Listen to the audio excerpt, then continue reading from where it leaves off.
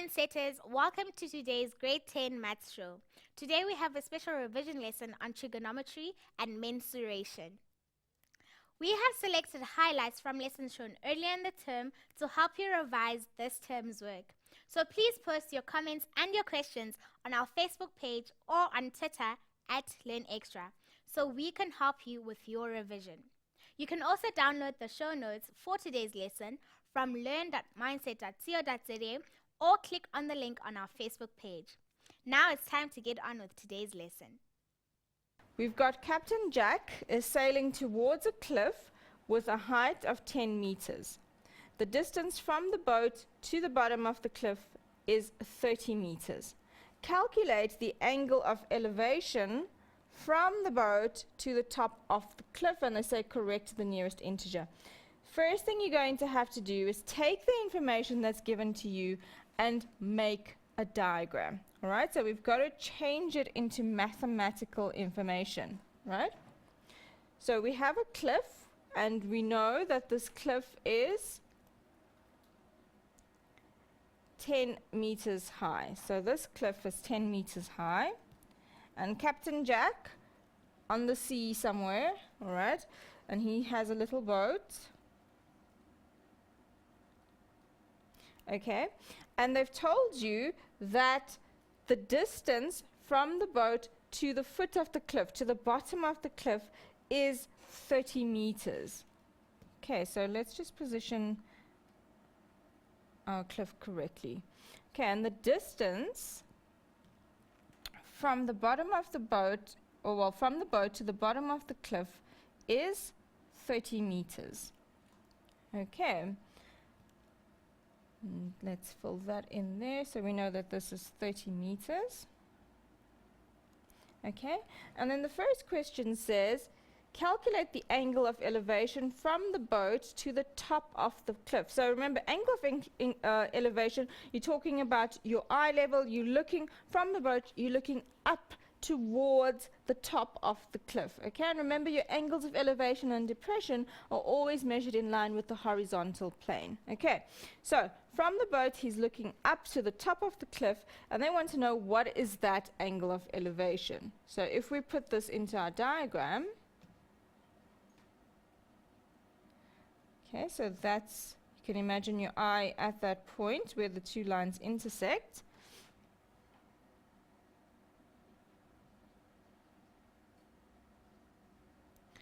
All right, and they're asking you to find the angle of elevation. So if this is you looking up, what is this angle here, which we're going to call alpha? What is angle alpha?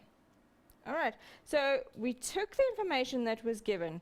We know the height of the cliff, we know the distance, and we know that we are asked to find the angle of elevation. But the height and the distance, that helps us to form a 90-degree triangle, because obviously your cliff is going to be at 90 degrees, otherwise it will fall into the ocean. All right, so we've got a little 90-degree triangle, which we can use to identify from our angle alpha, opposite, adjacent, and hypotenuse sides. Okay, so we've reduced this to a Pythagoras triangle, which we all know how to deal with by now. They also said, be careful, they said to the nearest integer.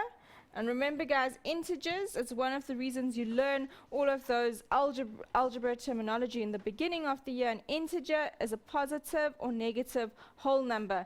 Angles that you are dealing with can't be negative, so it's going to be a positive whole number. So if your answer, for example, is 13.2, you'll round it down to 13, okay, to the nearest integer. All right, so now that we've got our triangle, we've interpreted it in a way that makes sense to us trigonometrically. Let's do part A. We're looking for angle alpha. What have we been given? The opposite, and we've been given the adjacent. And all of you know your ratios by now. So tan is the ratio that will give us opposite over adjacent from angle alpha. So tan of alpha is going to be 10 over 30. And then remember, whenever you're trying to find Okay, let's just move this down a little bit. Whenever you're trying to find your angle on your calculator, you need to start with the shift button. So straight from there, we've got that our ratio is 10 over 30 or 1 over 3 if you prefer. So we're going to go straight into the calculator and we're going to start with shift. Okay, that tells the calculator that we're looking for an angle. Shift tan of 10 over 30 or 1 over 3.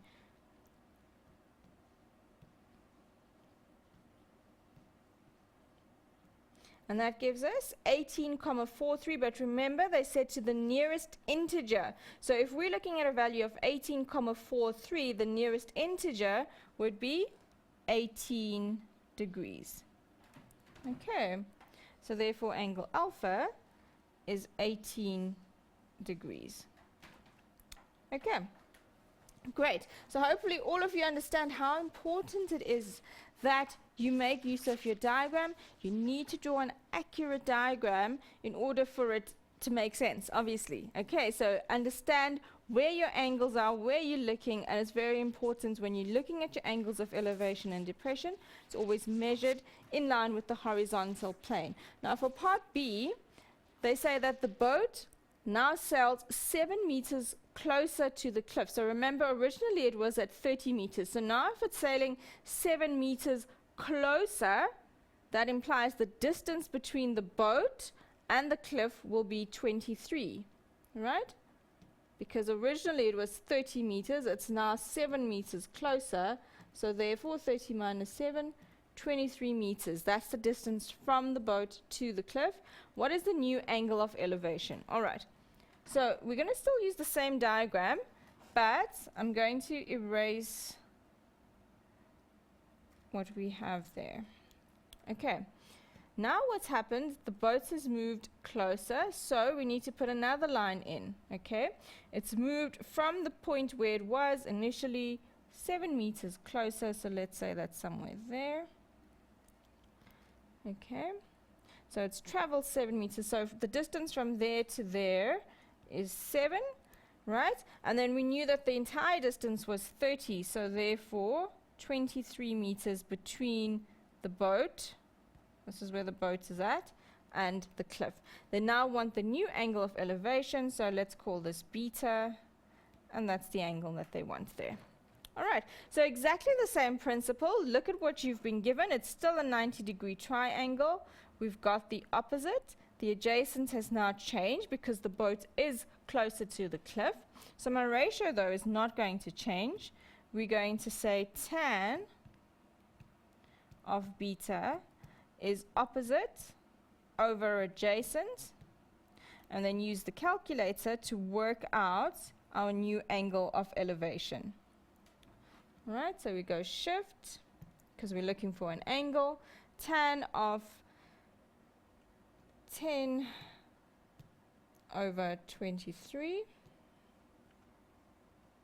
and that gives you 23.49. They haven't said anything about rounding off, but because the first one was given to the closest integer, we're going to do that here as well. So my answer here is just going to be 23 degrees. All right, and you can see that as the distance between the boat and the cliff changed, so too your angle of elevation changed. All right, so this is question 2. Okay, and in this one you've actually been given the diagram. So they say in the diagram, AB represents a building that is 145 meters high. So we're going to fill that in on our diagram. AB is 145 meters. And a building is always perpendicular to the ground, otherwise it would lean over and fall down. The angles of depression to the cars at C and D are 57 and 42 degrees respectively. Respectively means in that order. First comes C, then comes D. Okay. Now, here you've got to be careful, because when you're dealing with angles of depression, right, as I said to you before, you're always looking on a horizontal plane.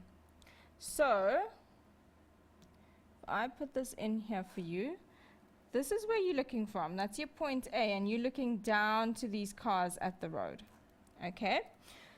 So, your angle of depression to C, they say, is 57 degrees.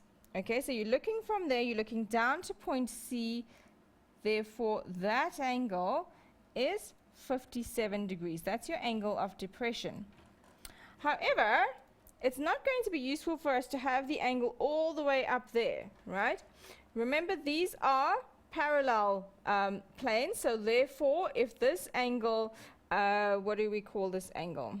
Well, this angle A is 57 degrees. Then that implies that angle C, your angle of elevation from car C to the top of this building, is going to be 57 degrees, because those are alternate angles.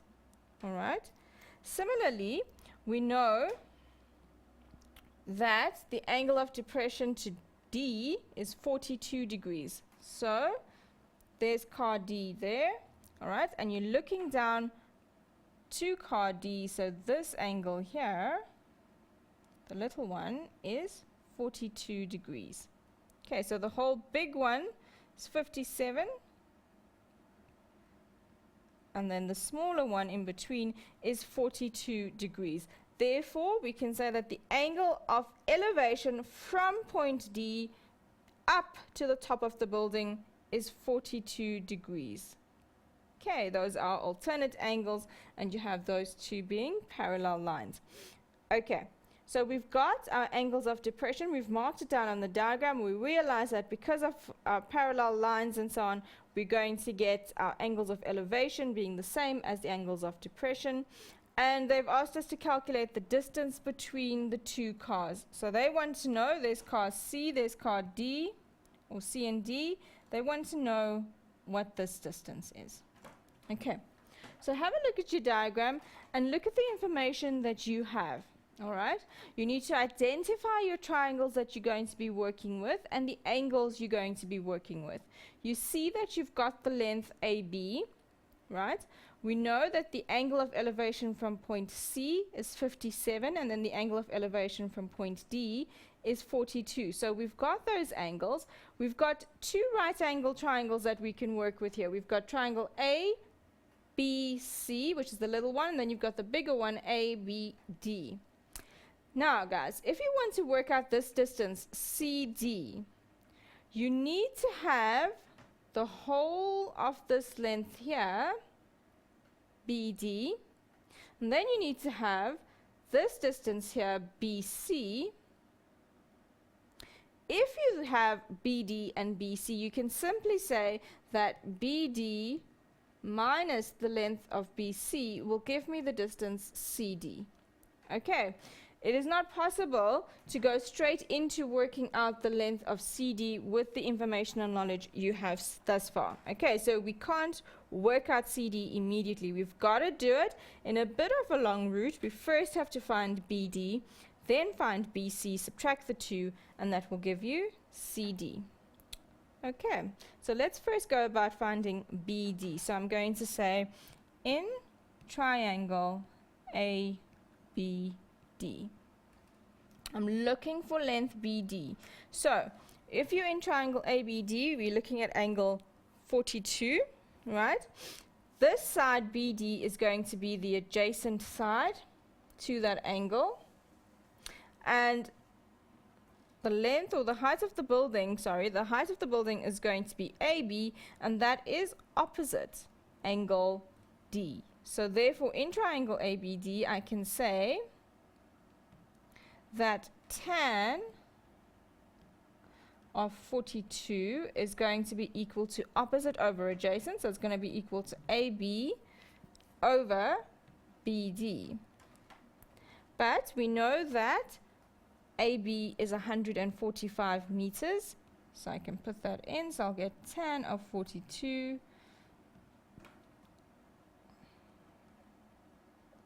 is equal to 145 over BD. We are looking for BD, so therefore you can cross multiply. That's tan 42 over 1. So if I cross multiply, I'm going to get BD times tan 42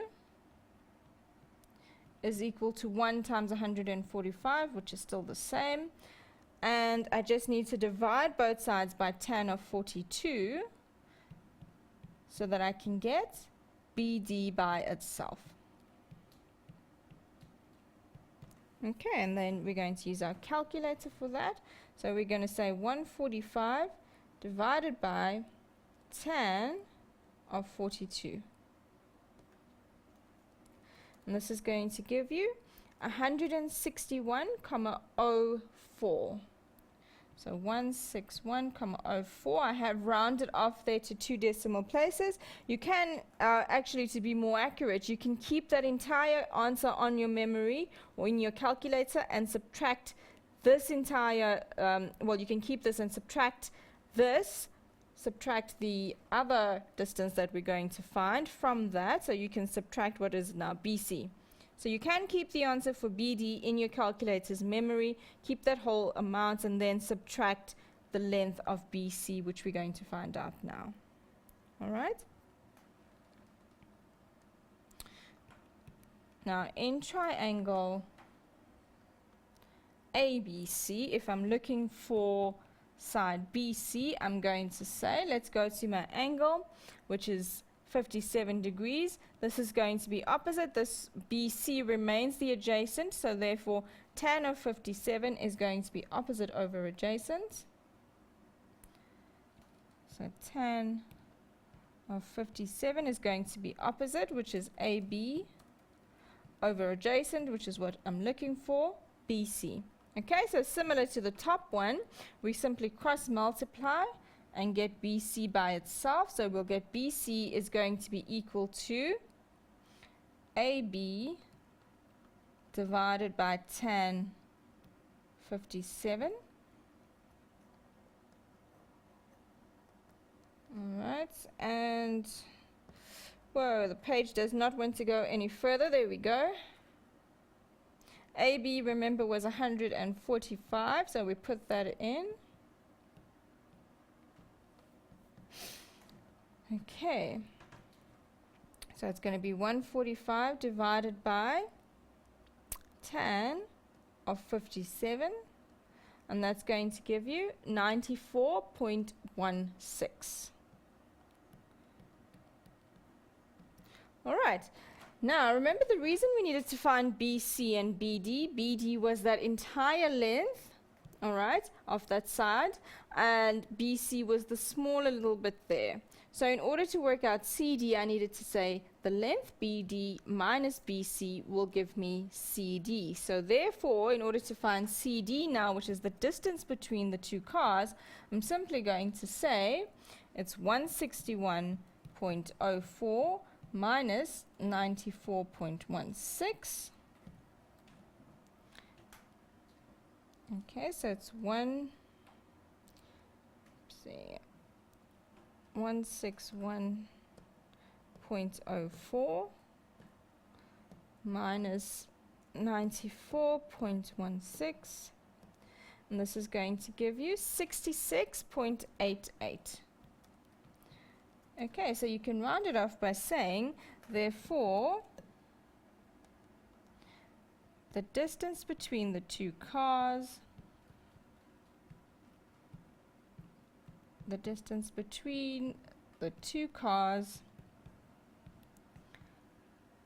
is 66.88 meters. All right. Great, and I hope that you all understand, very importantly, the most important thing I think that you guys should have taken from this question is that when we were given those angles of depression, because they were measured on the horizontal plane, we could then say, well, those angles of depression were the same as the angles of elevation, and then that got those angles into the triangles that we could use. I think it's time for a break now, so don't go away. We'll be right back.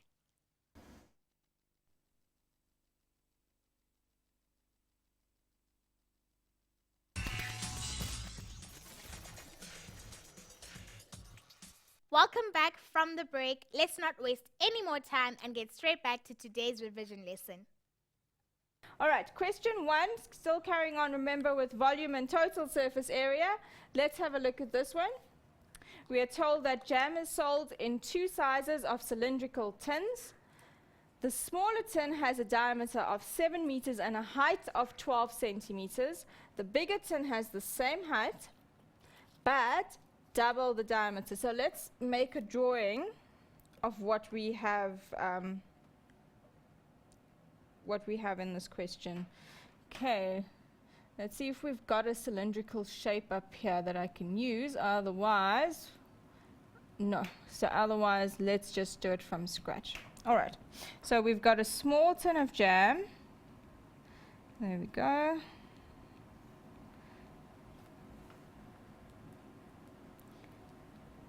And the height here is 12 centimeters. The radius, they tell you, is 7 centimeters. Okay. Then you have another tin of jam that has the exact same height, so it's not much taller. All right. Same height, but it's much wider. It's got double. Was that the radius or the diameter? Let's just quickly go back and check. It has a diameter of 7, so sorry about that. The diameter is 7, so your radius is 3.5 in the first one, and in the second one, your diameter is double, so it's 14. Okay. Let's try and make this a little bit circular.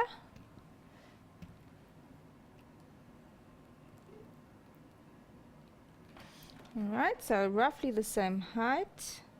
Well, exactly the same height, but roughly the same height in my drawing. Okay, and here you know that the diameter is twice. So obviously if that one is 7, this is going to be 14. And the height is 12 centimeters. Alright. Okay, now what do they tell you about these tins of jam? They say, according to the advert on the shelf, the bigger tin of jam is the better buy at 37 Rand 99. And it's a better buy than the smaller tin, which is priced at 9 Rand. Okay, so your bigger tin of jam, they tell you that the price of that is 37 Rand 99. And then the smaller tin of jam is 9 Rand. Okay, and the advert is saying that the bigger tin of jam is the better buy. Let's ask someone who's just a law-abiding citizen, go into this shop, right? You're going to your supermarket, Abram. You see these 2 tins of jam. You've got the bigger tin. Okay, it's twice the size in terms of diameter. It's 37 Rand 99, and then you've got the smaller tin for 9 Rand. Which one do you think is the better buy? So if you were grocery shopping, which one would you buy? The 9 Rand one. Why would you buy the 9 Rand one? Because if I buy 2 of them, it's still cheaper and it makes the bigger one. All right, okay, that's an interesting reasoning. But we're going to do a mathematical idea or mathematical proof. Maybe the next time AB can use it when he goes shopping. All right, so he reckons he'll buy 2 of them and then he'll get 14 centimeters in diameter. All right. Well, let's have a look at this question using maths, okay? The first thing they say is calculate the volume of each tin. Now, remember, the volume is going to tell you how much of contents each of these tins can hold. Okay, so I'm going to say volume of small can. Remember, the volume is area of base, which in this case is a circle, times the height. In the first instance, in the smaller can, your radius was 3.5 centimeters squared, and your height was 12. All right, put that into your calculator, and let's see what we get. So it's 3.5. All right, what's happening here? We need to close an ink layer.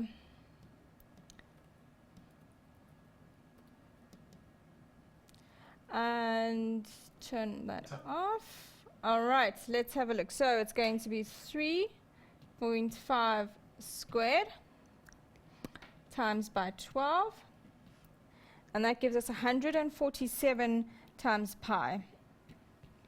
Okay, we'll figure out what that is in decimal form just now.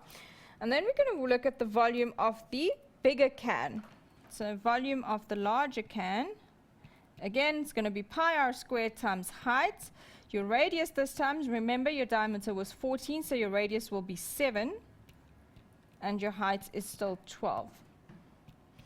Okay, so this is going to give us 49 times 12, which is 588 pi. Okay, so we've got the volume for both of those cans, for both of those tins. What I'm going to do is let's write down in decimal form what this is, but we're going to keep that pi answer there as well because we are going to need it later on. So for the second one, it was 588 times by pi, which is 1847.26. So it's 1847.26, and here we're dealing with centimeters cubed. All right, and then the other one, this was also centimeters cubed, incidentally. The other one was 147 times pi. 147. That gives us 461.81. 461.81 centimeters cubed. All right, so clearly you can see, as we expected, the bigger can hold a lot more jam than the smaller can. All right, but let's see how this all unravels. So part B says, calculate the price per centimeter cubed of each can and state whether the advert is correct. So this is the question we're getting back to that we posed to AB as well. Is that larger can a better buy than the smaller can? Now what we're going to do is we're going to take, remember the price here is 9 Rand and 37 Rand 99. We want to find out how much am I getting per centimeter cubed for on each can. All right, so this is part B. And we're looking at the price per centimeter cubed. And let's look at the smaller can first. Smaller tin. All right, all we're going to do is we're going to take the price, which was 9 Rand in cents, is going to be 900 cents. Divide that by the volume, because we want to see how much is it per centimeter cubed. So it's 461.81. Okay, what we can do to be more accurate is we can use here, instead of the 461, the rounded off version, we can use the 147 pi. So I'm actually going to replace that with 147 pi when we do our calculation. All right, so let's see the price point per centimeter cubed on this can. So it's 900 divided by 147 pi, and that gives us 1 Rand 95 per centimeter cubed. So it's 1 Rand, sorry, not 1 Rand, 1 cent 95 per centimeter cubed. Okay, so it's 1.95 cents per centimeter cubed. Let's have a look at the bigger can. So the bigger can, we do the same thing. We take the price, which is going to be in cents, 3,799, divided by the volume of that can, which was 588 pi. Okay, and let's see what that gives us. So it's 3,799 divided by 588 pi. And you get an answer of 2 cents, 2.06 cents. So this is 2.06 cents per centimeter cubed. Now let's have a look at this explanation, Abby. So we've got, it's 1.95 cents per centimeter cubed for the smaller can. So you're paying 1 cent, 1.95 cents for that. But on the bigger can, for each centimeter cubed, or for each little bit of volume of jam, you're paying 2.06 cents. So clearly the advert is misleading you, and that bigger tin of jam is not that worthwhile. As AB knew instinctively, he said he's just going to buy 2 of the small ones. Good idea. All right, so it's more expensive per centimeter cubed on the bigger can of jam or bigger tin of jam. All right, so therefore the advert is lying to you. The advert is not correct. All right. Okay, let's have a look at the next one. Part C says find the ratio of the volume of the big can divided by the volume of the small can, and I'm going to do that up here. The volume of the big can was 588 pi centimeters cubed, and the volume of the little can was 147 pi centimeters cubed. Obviously your pi's are going to cancel. 588 divided by 147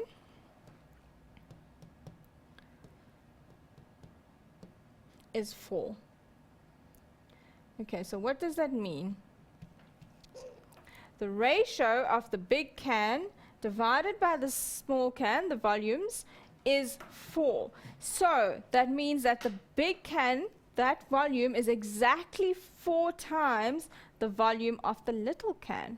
So what that should mean to us instinctively is that the price should only be 4 times as much as the smaller can, all right? Which is the next question. It says, what is the reasonable price for the big tin of jam? Well, considering that the big tin of jam is 4 times the size, or can contain 4 times the volume of the little can, so it's 4 times larger, okay, your price should be maximum 4 times as much. So a reasonable price would be 9 times 4, anything less than or equal to 36 Rand. So the price should be less than or equal to 36 Rand. Anything less than 36 Rand, you're getting quite a good bargain there.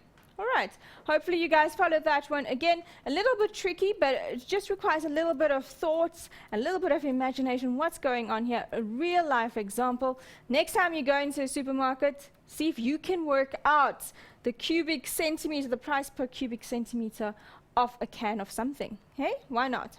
All right, let's move on to question 2. All right, here you're given a rectangular prism with length L, breadth B, and height H. Okay, let's make a drawing of that. So a rectangular prism is going to look something like that.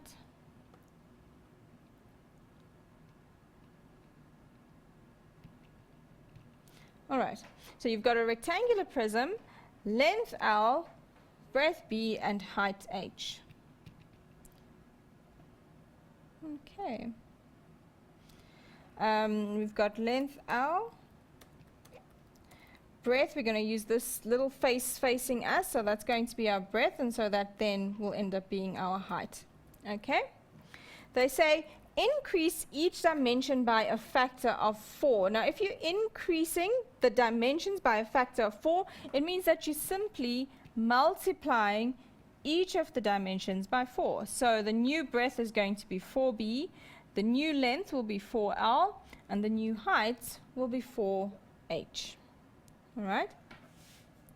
They say, by what factor will the surface area of the prism increase? Okay.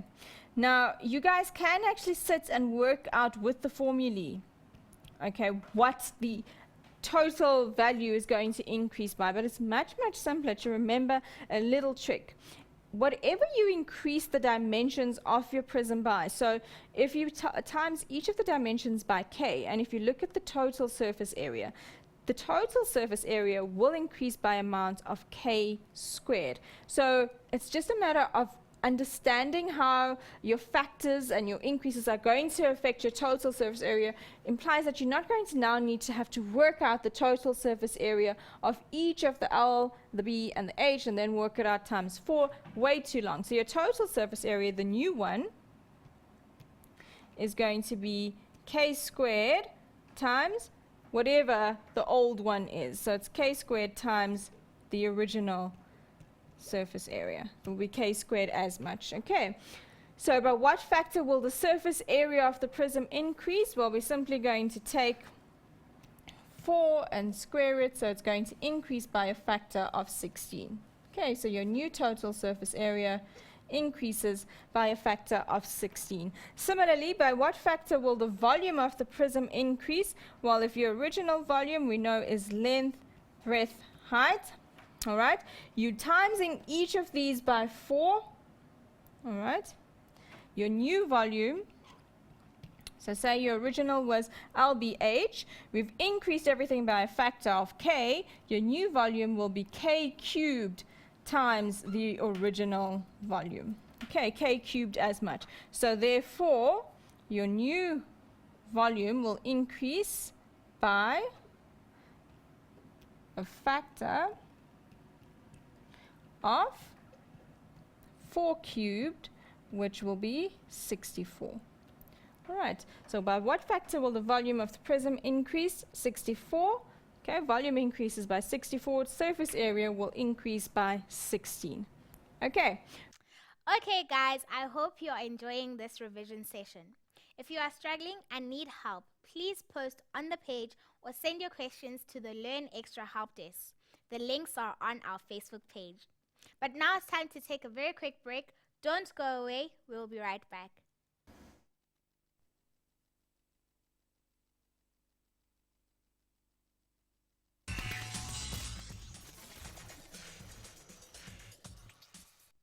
Welcome back from the break, guys.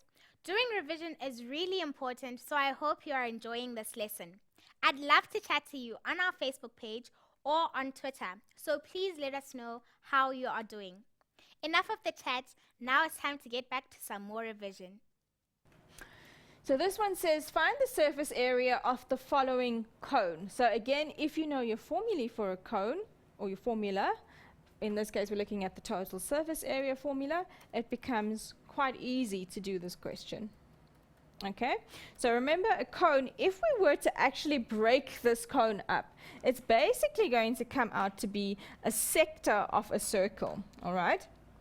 And what you will end up doing in order to find the total surface area of the cone is you're basically going to take the area of the base, which is in fact a circle, as you can see there, and then you add on to that the total surface area of these sides. Now, if you can imagine, it's got these little triangles, just lots and lots of them, drawn quite nice and neatly, not quite like the one I've drawn there, but they're nice little neat triangles that have all been split up.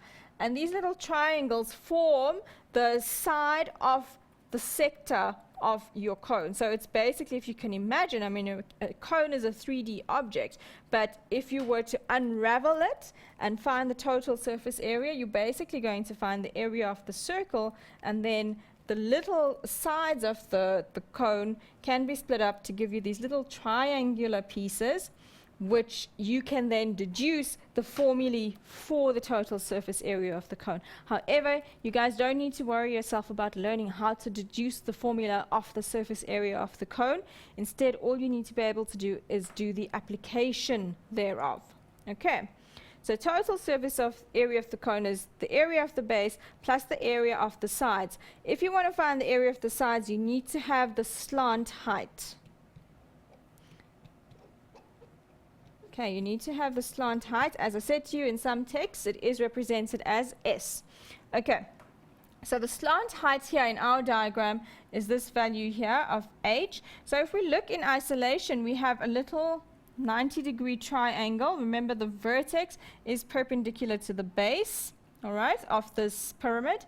So therefore, what do we have? We have a little 90-degree triangle where we've got both the shorter sides, and we simply can use Pythagoras to work out the slant height. So therefore, h squared is going to be equal to 14 squared plus 4 squared, and that's just from Pythagoras. All right. And that will give us, let's have a look. So we've got 14 squared plus 16 which is 212. So therefore our height squared is 212.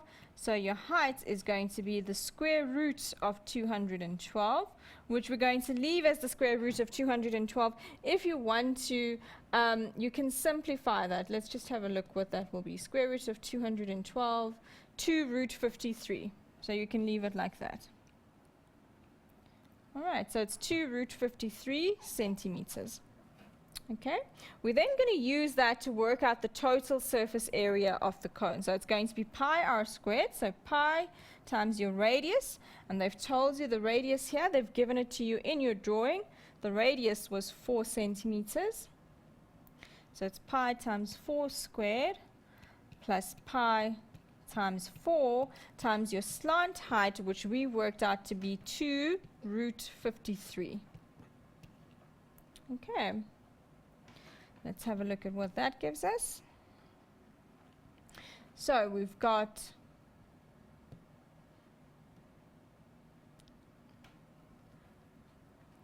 2 root 53 times by 4, okay, times by pi. So that gives us 182.96.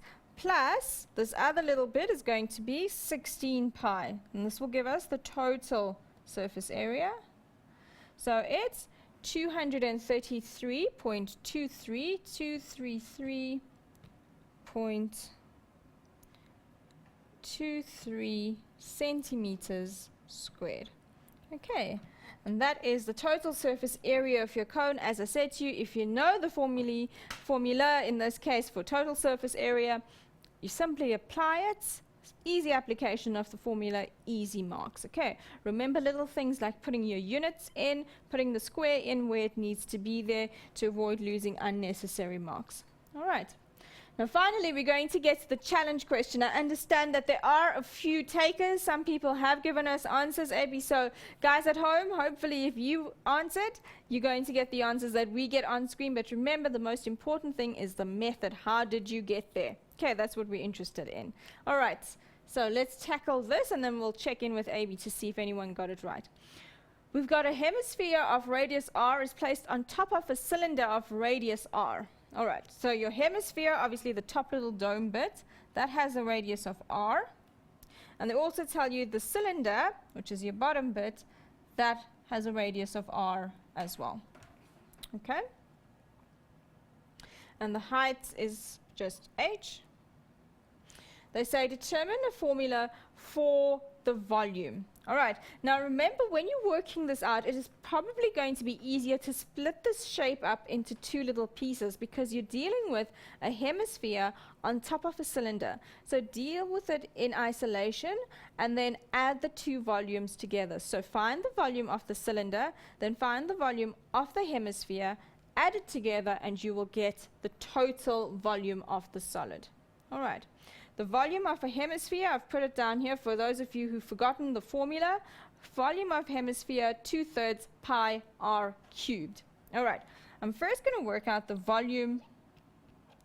As I say, if you want to do it all in one, you can, but as I said to you guys, I'm going to prefer to break it up. So those of you who are having a little bit of issues with this section, for those of you, it's a little bit easier to follow, but you guys can do it all in one. So we're first going to find volume of the cylinder, which is going to be pi r squared h. All right. We don't have a value for r. We don't have a value for h. So our volume is simply going to be pi r squared h for the cylinder. All right. We're then going to take that, find the volume of the hemisphere, and that's simply going to be, so volume of your hemisphere. Okay, again, it's just straightforward that because we do not have any values to replace r with. So it's just going to be 2/3 pi r cubed. All right. So therefore, the total volume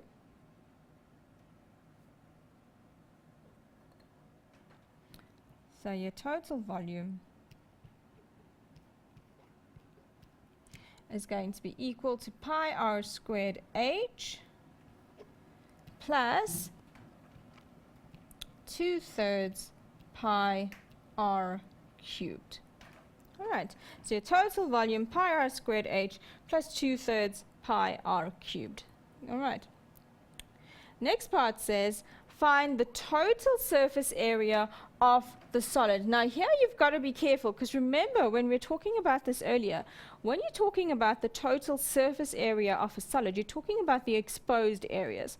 Now remember, where the hemisphere meets the cylinder, there's no exposed area. So in other words, this little top bit here, okay, so this little bit here where they meet, that's actually enclosed. It's covered by the top of the hemisphere. So therefore, this little area here needs to be excluded because it's not going to be an exposed surface area. All right, it's not going to be an exposed area, so therefore we do not need to include that in our calculations. All right, so total surface area, again I'm going to do the same thing. Let's work out total surface area for the cylinder. And that's going to be 2 times the area of the base, so it's 2 pi r squared, plus the perimeter of the base, which is 2 pi r, times the height of the shape, which is h. Now, this is where we're going to test if you guys were following what I said right in the beginning when we did the summary. We use 2 pi r squared when we include the top surface, all right? But because our cylinder here, remember, it's being covered, hey? So therefore, we need to minus 1 pi r squared because that area is not exposed. So your formula for your cylinder is going to be pi r squared. Your formula for your total surface area is pi r squared plus 2 pi r h, and that's just for the cylinder. Okay, now let's look at the total surface area of your hemisphere. Okay, so remember we said the formula here is going to be, and it was 2 pi r squared, which we changed from our initial formulae, so it's 2 pi r squared.